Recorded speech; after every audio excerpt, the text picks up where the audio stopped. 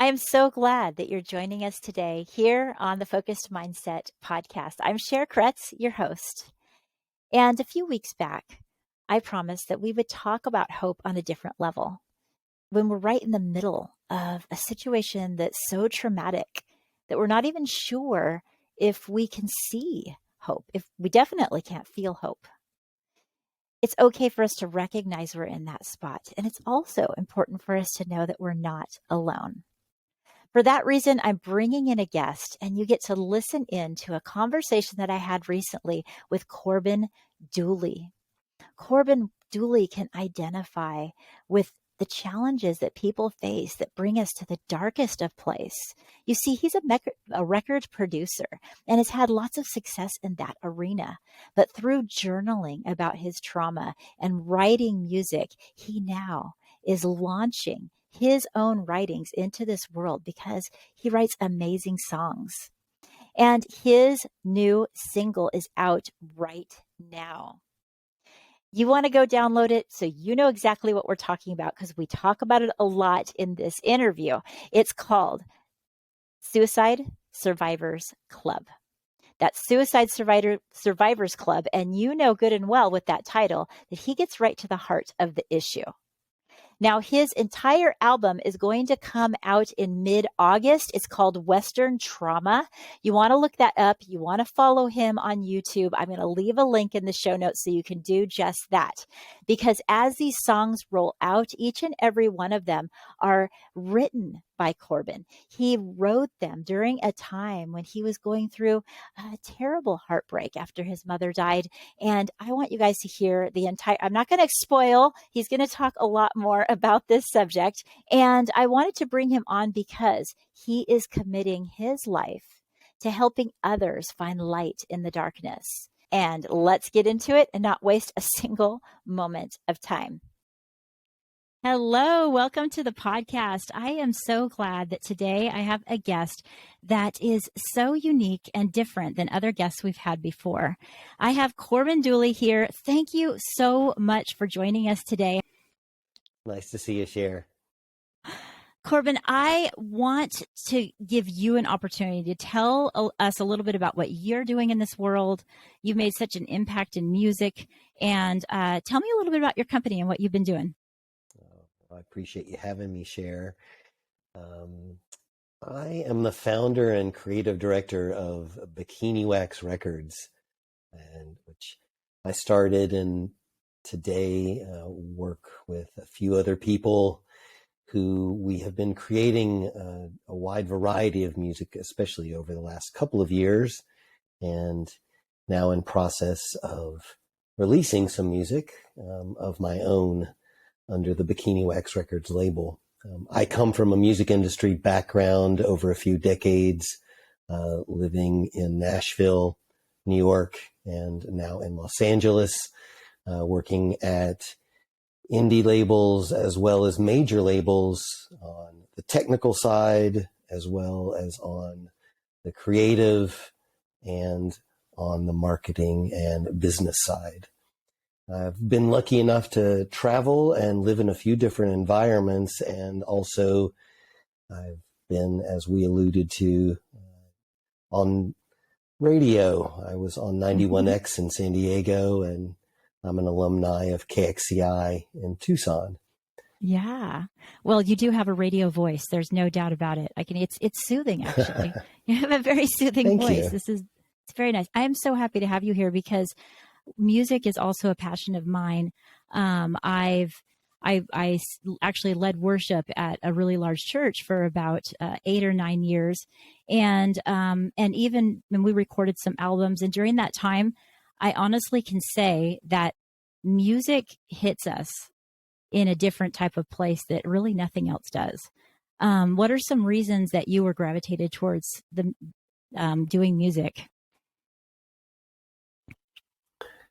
Early in life, it was music lessons, piano and guitar and drums, and realizing my individuality in what the teachers wanted to teach and what I wanted to learn.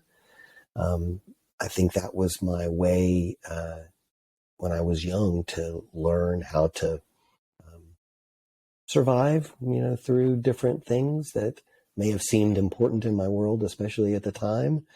Um, but music was an outlet for not only creativity, but for soothing and healing. Yeah.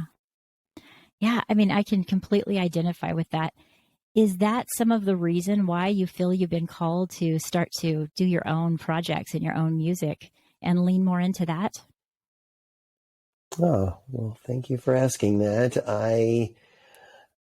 Having been on the technical and creative and on the business side of music, I was very much a behind the scenes person for many years, songwriting for other people or producing for other people, releasing music for other artists.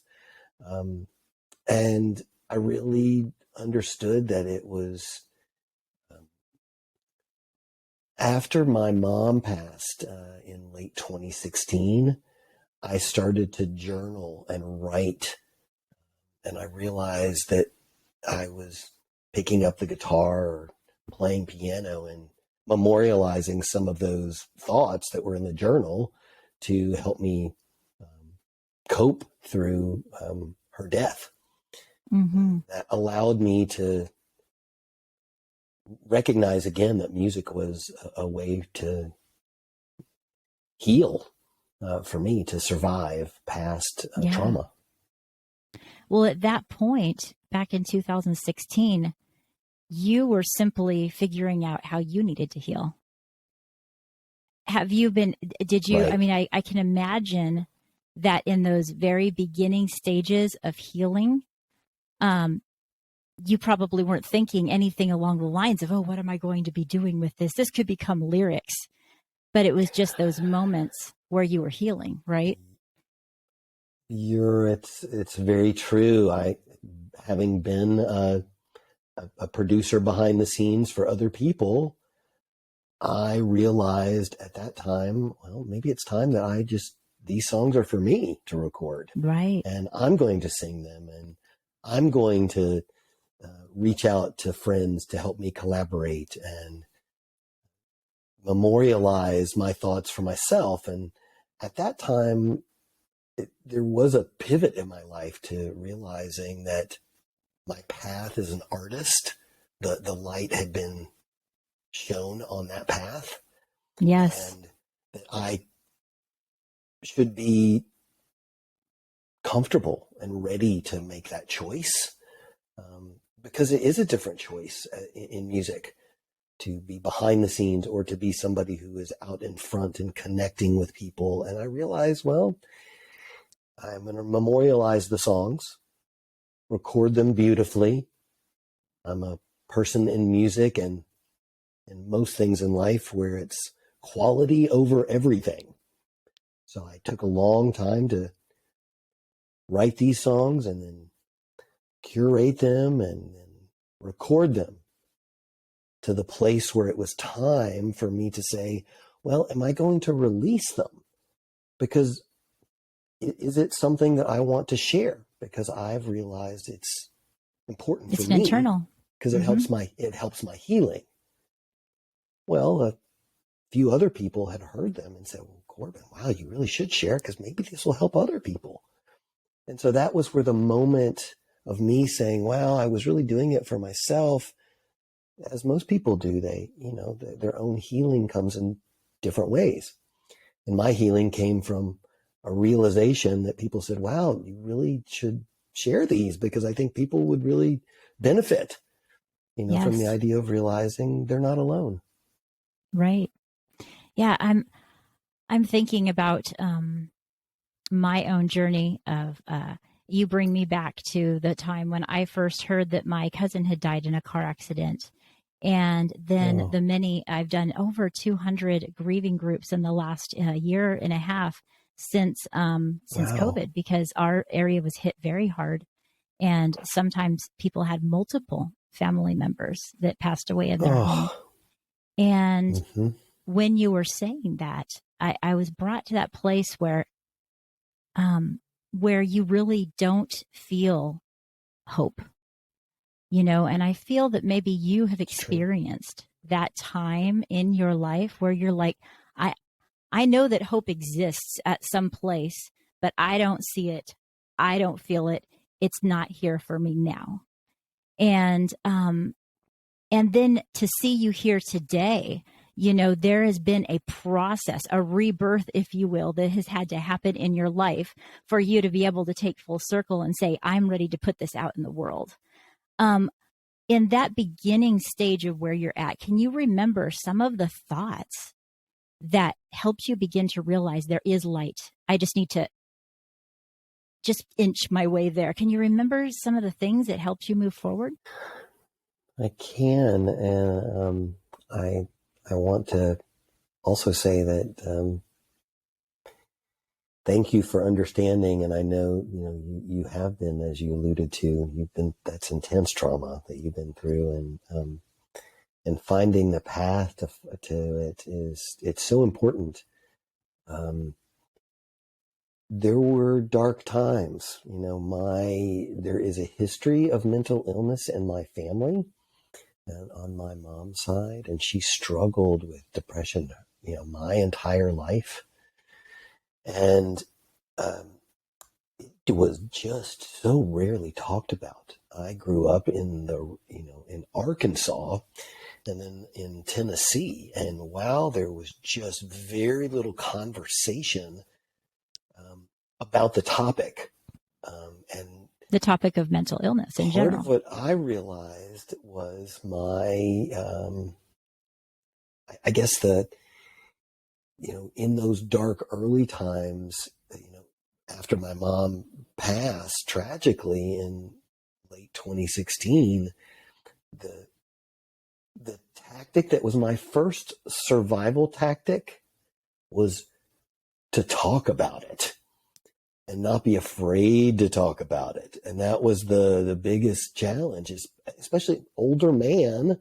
I was taught to, internalize emotions. And my mom, to her credit, because she had so many challenges, really tried to educate my father and I to the idea of communication was important. And talking about the challenge. What are you feeling? Is a good question to ask. That's different than a whole lot of other questions. So specifically to try to find hope, I think is what you were alluding to in your question. The dark days, I could see them, and to try to see the light or find hope, I wrote songs. That's one of my survival tactics. Now, I then also would communicate to people who were close in my life about the way that I was feeling and the fact that I was writing songs that were about depression. And reflecting that, yes. But yes, reflecting but that still same trying thing. to see the light, right? Yes. Or find hope. I have a song on the Western Trauma album called See the Light. I mean, it really is. And there's some other titles on that record that are really heavy titles that allude to things. There's a song called Pain. I mean, just specifically because people deal with trauma. Everybody has trauma in their life. I don't care where you are on the planet. We are connected through trauma. So I feel like we can connect as you have very much alluded to, Cher. You can connect through hope. And, I believe and you choose hope. I know you choose hope, right? Exactly. And I can say, though, that that's kind of what I wanted to address anyway. And then you came my way and said, let's do an interview, is how it's okay for us to recognize when we're in a space that we can't yet see that hope. It's okay for us to recognize that we're in that place and that there is hope in the future, but right now we need to take care of ourselves. And that's why I brought you back to that place for a moment to say, what was it that helped you take care of yourself in that moment? Because we can't jump in that space straight to, no, there's hope. Now just choose it. It's not that simple. And was there ever a time that you just put on headphones yourself and just found music that you could just feel lifted up and, you know, not even be creative, just listen to music? Was there a time you can remember doing that? My entire life, I feel like music has been a healing tonic for a Do you variety of remember any situations. artists that, do you remember any particular artists that, you know, when you're in a place, even now, I mean, you know, the road is up and down. When you're in a place where you're like, I need something. Who are the artists that you usually go to that kind of brings you to the place you need to be? The specifically, I would say related to the recent trauma that I faced in 2016 with my mom passing, I turned to artists like Tom Waits, Nick Cave, Yes. and Leonard Cohen, and Waylon Jennings. Those were the Waylon artists Jennings. that I listened to for a variety of reasons related to why they chose to write about trauma in the way that they did, which in my opinion was all very alternative. Yes. And that's where I consider myself as a musician. So those were the I mean, artists that I could just picture you just saying, okay, that's it. Music is my place. I have to listen to this. I have to get myself to a place of calm, right? Isn't that the first thing we do is we're just like, we need to get to a place of calm. And then once we're at that baseline, then we can say, okay, what's the next step? What's the next step? it's true. You know, and then your next step, writing and journaling and that kind of thing started really taking place. Is that after 2016, do you feel that you were journaling more often, or what was it that made that a real coping mechanism for you as you started writing? I've journaled all my life. It's something that was a habit that my mom suggested that I do, and she called it that instead of a diary to make it easier for me to understand. Again, as a young man growing up in the South, you're Yes. taught to be tough, Right. and so I thought it was a smart tactic to write about the way that I was feeling. Mm-hmm. And so I continued to do it after my mom passed. I recognized quickly that I was just writing a lot about the way I was feeling, and it was just filling up a lot of volumes. Wow. And the themes were recurring. So I recognized that, and typically that's the way songs start for me.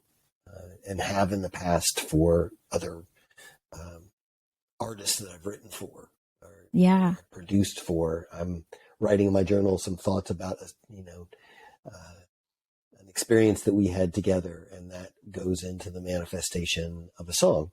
And yeah. in this way, it was just me by myself. Mm-hmm. And technology is so beautiful these days. Even if you don't have a guitar or a piano, you can use your phone to create. Right. Yeah. And so the ability to let go and allow your right brain and the creative path to illuminate some hope. Well, that's what I found in journaling, and then taking those journals into songs. But it's like you said, the topics that you're hitting are serious and deep, and it takes a lot of courage to be able to say, I'm going to take these things that I wrote as personal healing for myself and make it into a song, and then put it out there for other people to also identify with. Tell me a little bit about how that journey of how you found that courage. Oh, well, that's very nice of you to say. And I think I alluded to it a little earlier, of that transition piece of being a producer and a songwriter for other people, and then realizing, wow, I'm writing all these things, and then I'm going to record them because it made me feel better to record them. Because during the process of recording, I'm talking about the trauma with the people that I'm collaborating with. in the You're studio communicating. while we're Yes. playing guitar. Exactly. So I'm in talking about it and hearing them respond and then memorializing that musically. Well, then that brought the healing journey to another stage. And then the next stage has gotten to this place of, wow, well, I've mixed the record and then I've mastered the record. So all the technical parts of achieving the quality over everything mantra that I want has been achieved. So now I'm listening to the record and what's next? Right. I ask myself, and then, well, do I share it? Well, and you know, because it was just really meant for me. And wow, ooh, that's kind of scary to share it with other people. It kind of makes me uncomfortable. Then again, you know, some people that I trust and love said, well, I think the record sounds really good. You've achieved the quality over everything. So do you think it would help other people? And I thought, well, maybe it would. And so then it's just about the mental shift of agreeing to that and share that. That was hard for me.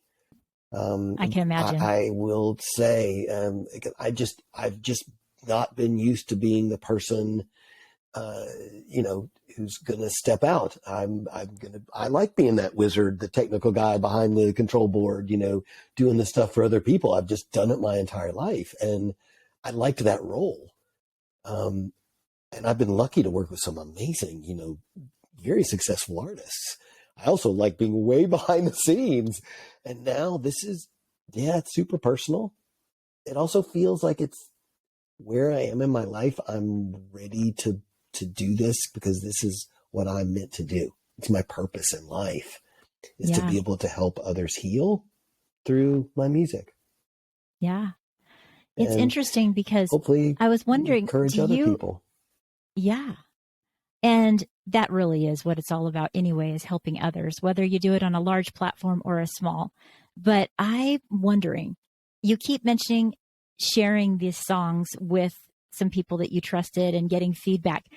Can you remember a time when you shared one of these personal songs with somebody and it just was all of that you talked about was going, oh my gosh, I'm about to share this. And can you remember a time when that happened and how that went for you? I'd love to hear about it. It was intense. Yes, I had a demo of 3 songs and I had recorded them with a couple of people that I work with on the regular.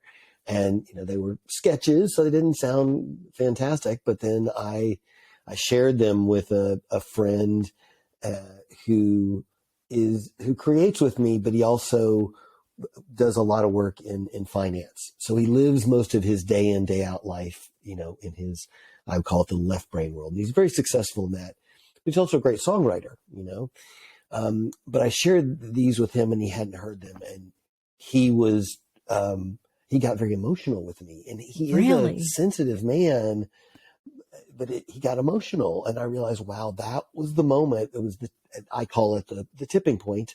For the, you know, the Malcolm Gladwell moment of what happened. And that for me was the moment of, I think I'm going to continue on the path and memorialize the rest of these. You know, they really touched on a lot of the same theme, but it was curious how the entries all felt lined up.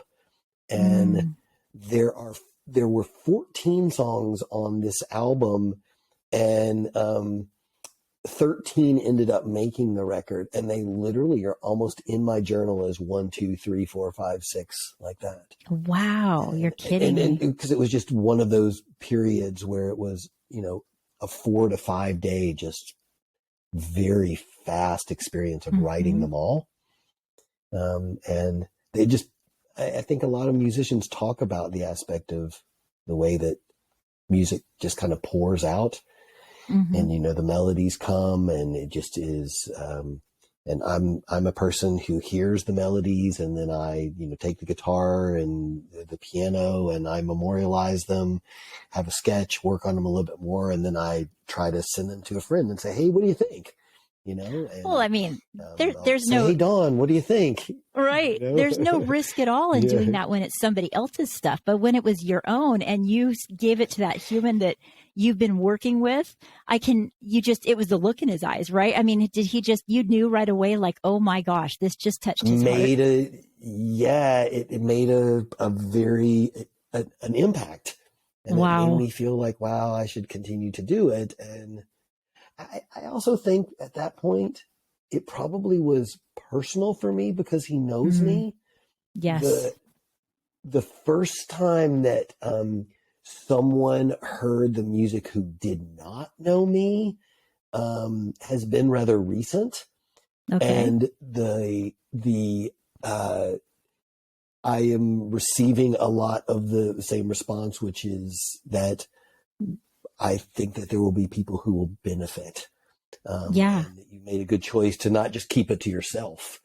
Well, Because go thank you. ahead. Your very No, first that's single. I know it's hey, we're not in the same room, so sometimes these things are going to happen. But your very first single is dropping basically the same day that this podcast is coming out today, and I've listened to the song a few times. I have to say that from a counselor's perspective, from a life coach's perspective, I think touching on the healing journey that humans go through, wrapped around the subject of suicide, is absolutely amazing. What's the title of the song? Suicide Survivors Club. And when I first heard that, I thought Suicide Survivors Club could go in a lot of directions. And I think you were very smart in that choice of, because you think, what in the world is this going to be about? I felt very much as I was listening to your song that it spoke to the journey that people go through that are left behind after someone commits suicide. That's the way it spoke to me. That is the nature of where it was written from. I think Okay. music is always subjective and people can interpret. But yes, I am a 3 times suicide survivor. Wow. So yeah.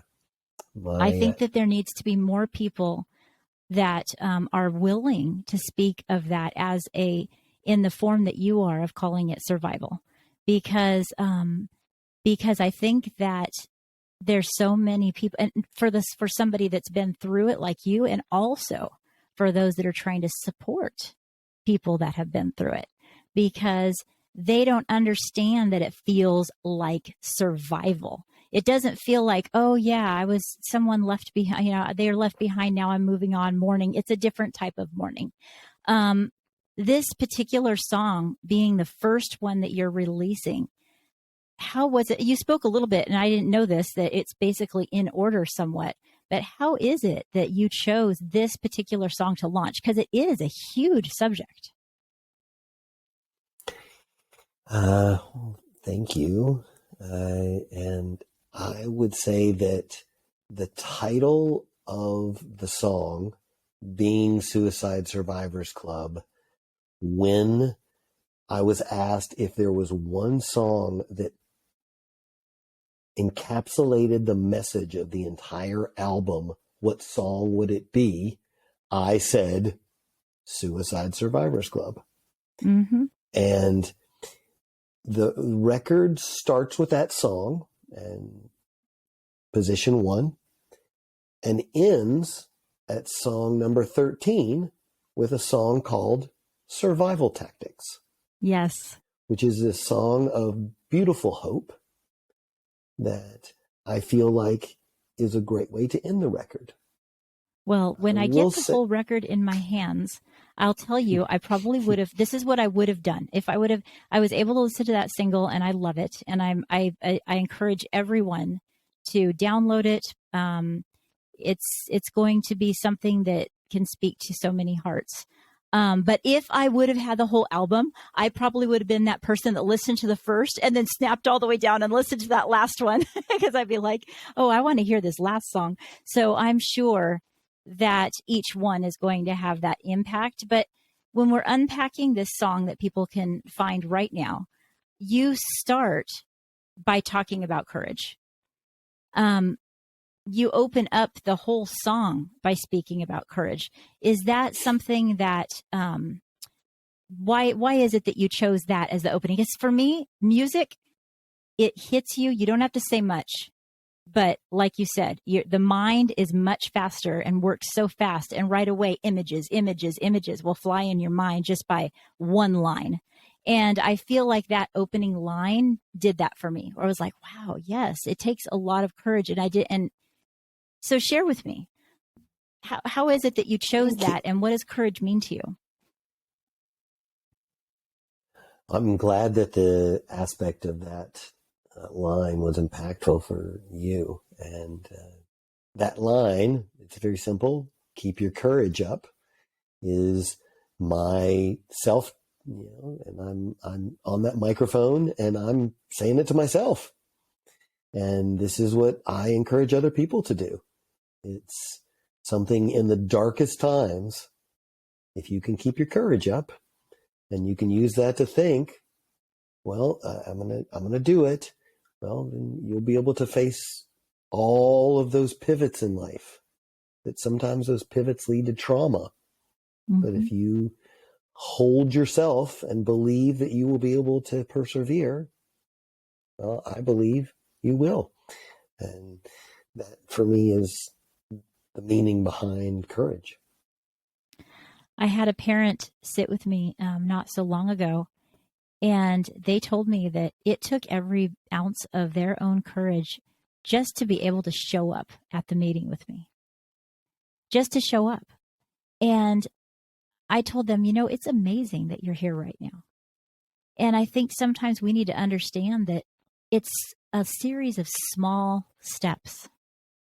You didn't go straight from 2016 till today overnight. It's a series of small steps of courage that take us to where then we're at a place where we can see what our purpose is. Agreed. I just imagine that person, that one parent saying that one thing to me of being courageous enough to even share that was the space that they were in. But that is humans. That's what you said. Trauma is what we all face. It's different types of trauma. It's different levels of trauma, but it's there and it's present. It's a beautiful thing you said that I want to interject, and I'm glad that you brought this up and you said something, showing up. And people can't show up for you if you don't communicate. And it's so beautiful that they've reflected to you that, like, hey, you were there. And it's so hard to sometimes just be present, for somebody else during trauma. And the most beautiful thing that you can do is show up and listen. And I believe that message is something that you communicate, share, through this podcast. And it's one of the reasons I was so excited to join you here. I think that that's something that both of us have in common, but I think all of us have in common, is that sometimes we forget the power of communication and we're tempted to withdraw and we're tempted to go into a very dark place. And I think that it's about time that we shed light on that and just say that's part of being a human being. That's not being any different than any other person, whether you're a parent that had trouble getting their child to school, whether you're someone who has memories of a friend, relative, or otherwise committing suicide, or your own suicidal thoughts. Trauma is going to affect our life, and the more that we confront it, turn around and say, hello, there you are again, the more likely we are to find our path forward. That's just kind of what I feel like I'm learning from you is here's two people that have chosen completely different paths in our life, but what you're speaking to is a human situation. What are some of the things that you would say to someone who is in that dark spot, no matter what it is that they're going through, that you would give them some encouragement right now? Well, the communication is the biggest piece, and talking about it to somebody, anyone, is the method that is most important. And that helps then to let go of some of the energy inside that is being held by the sheer act of communication. And then the other person, well, maybe they're able to lend that soothing shoulder, or just be a confident listener and not say anything. That's a beautiful path that I really encourage people, is communicate to somebody that you feel this way. Yeah. I've chosen a few other things, and they're my tactics, as I call them, my survival tactics. Meditation. I think it's something that is you can do for 30 seconds or 3 minutes or 3 hours, and it's free. It's very challenging to calm the mind. There's a lot of ways that these days we can meditate, and wherever we are. I find that to be a tactic that's helpful. Do you meditate, Cheryl? Yes, and practicing mindfulness is a form of meditation in and of itself, of saying that I'm going to be quiet in this moment of peace, and to find quiet in this world. And sometimes quiet is with some soothing music but quieting the mind, right, is the whole part of meditation that brings us to a place of peace that we can then see where the light is, right? Agreed. Right. Exactly. Just for those deep breaths in, the oxygen that we need. I know many times if I'm in front of a child, especially who's in the middle of a panic attack, I know that I need to help them get oxygen to the brain. Easier said than done when someone's having a panic attack, right? Because they're they're heightened and right. But why is that? It's because we as humans need that full oxygen, that full place of peace and quiet to be able to calm those thoughts so we can walk forward into our best life.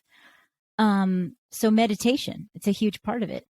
Journaling comes from meditation, sometimes after meditation, right? Do you have like an actual step-by-steps that you do, or? I meditation is a key one for me. I'm also somebody who was about 20 years ago, I was introduced to yoga, and I love yoga. And so I try to practice on my own. Costs me not a cent, in my house. I can do it on a towel or on a mat. It doesn't matter where you are. And it's something I believe, again, that is something that, at its core, you're moving energy through your body. You're moving blood through your body with yoga. And it in itself also helps to calm your mind while your body is either becoming more flexible, or you're actually doing movements quickly to elevate your heart rate. There are a lot of benefits to yoga, and that's the mind-body connection. Yes, I'm a big proponent of diet. It's very easy to, when you're in a dark place, want to go and get fast food because it's easy. It's a lot harder to want to eat right. Diet, I believe, if you put something that's healthy in your body, well, then you're gonna feel healthy and happier, and maybe you're fighting that depression and that dark place off a little bit more. It doesn't mean that there isn't a place for, fast food and comfort food. I love macaroni and cheese. Lots of kids do. It's just that tended to be, when I was younger, the comfort food that my grandmother or mom would make if I was stressed out or, Yeah. being dramatic for, kid reasons. But it doesn't mean they're less important. It just Right. means that they're happening. And you have a lot of experience with, with children and with parents. I can only imagine the levels of trying to educate children with survival tactics because, I do. they communicate in a different way, right? Right. Right. But I do also find that children are sometimes in that open space where they're used to learning. Mm-hmm. Learning is a part of their everyday life. They expect that they're going to be learning. And I think that's why conversations like this are so important, is because a lot of the traumas that are going to hit us are going to hit us in our adult life. Yeah. And what we are going to want to do is revert back to anything that our mind's just going to be looking, what can I do? What can I do? And then it's our job as adults to say, number one, even though I'm not a child, I need to have kind of a mind of a child in order to be soft enough and pliable enough to be able to find what I need to heal. And then two, to be able to choose the resources that you can glean from the past that's helpful. We could choose many of that aren't helpful and we see where that road goes as well. If we choose to overeat to be able to feel better, well, now we have a whole nother problem, and that's our health. But if we say, you know what, music helped me. You know what, I remember that in spite of it all and everything my mom was going through with mental health, she encouraged me to write. And then you chose to lean on those things, which is really powerful to pause and consider.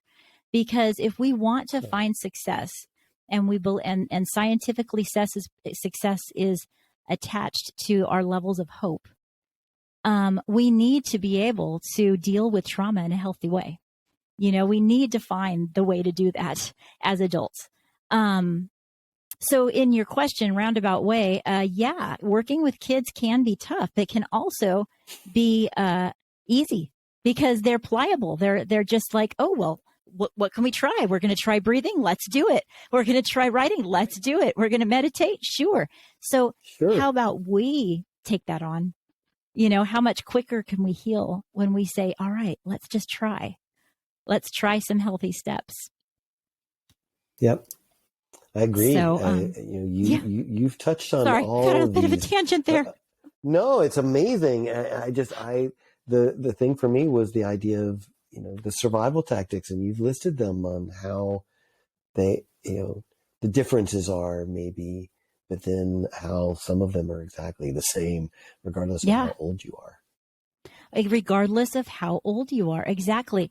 Here's something else I heard while you were talking that is so interesting to me in my studies of how people can be resilient and find more hope, as we've been talking about in our mini series here and there in this particular podcast.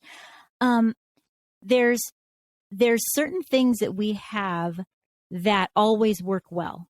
And when trauma happens, we like that one part is broken and takes a long time to heal. But there's another part that can work well. And I see that happened in you. And let me tell you what I'm talking about. You had an event, one of several from what you just mentioned. We won't have time to get into it. Event of your mother dying. That's needed time to heal.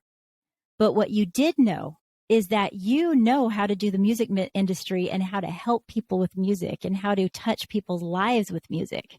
So you began this process of practicing something that works for you. And you did it over and over again. And that is what trains our mind. And the mind was thinking, yeah, this is something you do well. And this circle, if there are those of you that are watching, I'm making a little circle with my hands, was moving slower. And it was slowly moving along the path of writing and figuring it out for yourself and then recording and then sharing with others. And when the two of those come together, then you're ready to follow your passion in life. Then those two coming together, you practicing a healthy cycle over and over again of things that are successful in a life that had nothing to do with your personal life over here. Now the two are coming together. And I feel like must feel amazing. How does that feel within you to have that coming together right now in your life? Oh, well, that's a beautiful reflection that you say that. Thank you for saying it. I would like to think that is the path. It feels very true in the way that you're describing it. And it's something that is my journey has been, I would say at this point, experienced, and I've allowed myself to be fluid in the different paths that I've chosen. This feels to be the true path that I was meant to take. And it's like I get a sense from talking to you of a real sense of peace in your journey, and that's not present with everyone. I think that does come from that place of you allowing yourself to walk through this whole process to be ready to launch these songs out into the world. And I mean, I'm going to be looking forward to hearing all of them, but just even this first one, it speaks of the whole process we've just talked about kind of in a song, because you do start off a little bit raw and not very much instrumental. And then the song builds and begins to really take on its own to where I think at the end, I don't remember the line, but there was something that you were saying while the music it was like something like a very encouraging, oh my gosh, what was it? You were saying something about I'm surviving. I'm surviving. And then it was more of like a conqueror type of feeling by the end, is I'm surviving, rather than the first part, which was slow, a little bit more quiet. And I just feel like listening to that song and now understanding more of where you're coming from, it helps me feel courageous. So I really do thank you for putting this song out, and also for taking it seriously, and wanting it to be just right. And it's coming across beautifully in my ears. I know that my listeners are going to love it no matter where they're at. They should download it, share it. Where can they find it? You have to tell us right now. Oh, wow. Cher, thank you so much for saying all those wonderfully beautiful things. It really seriously warms my heart that, you've taken the time and energy to bring me here today, but to also just continue to do what you're doing with this. The focused mindset is so beautiful, what you're doing. And I'm appreciative of you taking the time to talk about the music today, and Suicide Survivors Club, my new single from my album Western Trauma, is available today on all platforms. So I will look forward to... So what type of music would you said alternative, but there's definitely a country feel going on. So what are you calling this genre? What's your genre? My genre is alternative. I'm an alternative singer-songwriter. Gotcha. So you mentioned it earlier, but the Western Trauma. I believe that this somewhere lies in the lane of what I think about when I think about country. But people think about country in a different way. I think about country in an alternative way. So this is my view of country.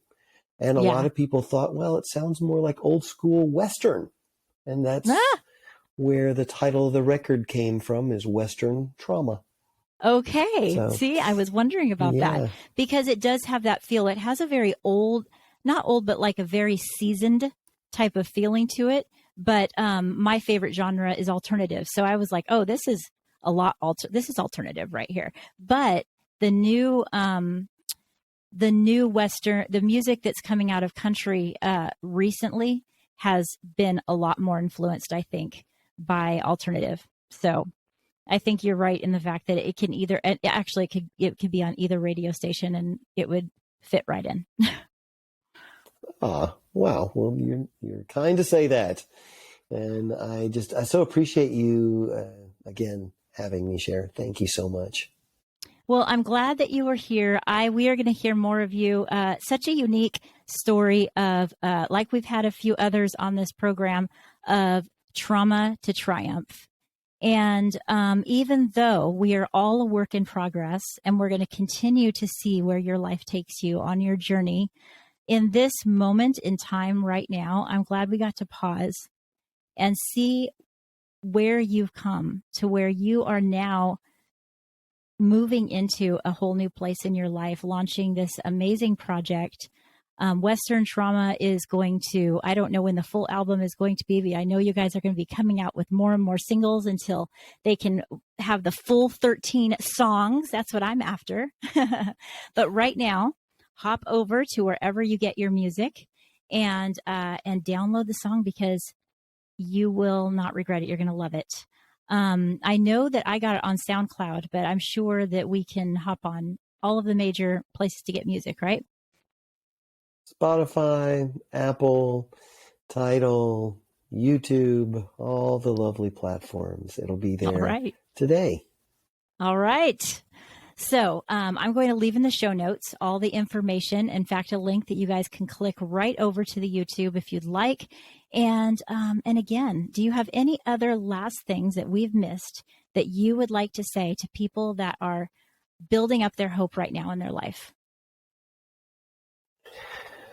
Communicate and talk about your sadness and the way that you're feeling. Make sure that you try to find ways to employ your own survival tactics and self-care. Believe in yourself and keep your courage up. Yes. All right. Well, you keep your courage up, and we're going to keep in touch. And thank you so much for joining us here today. Thank you so much, Sharon. I really appreciate this. I hope you have a beautiful day. You too. All right.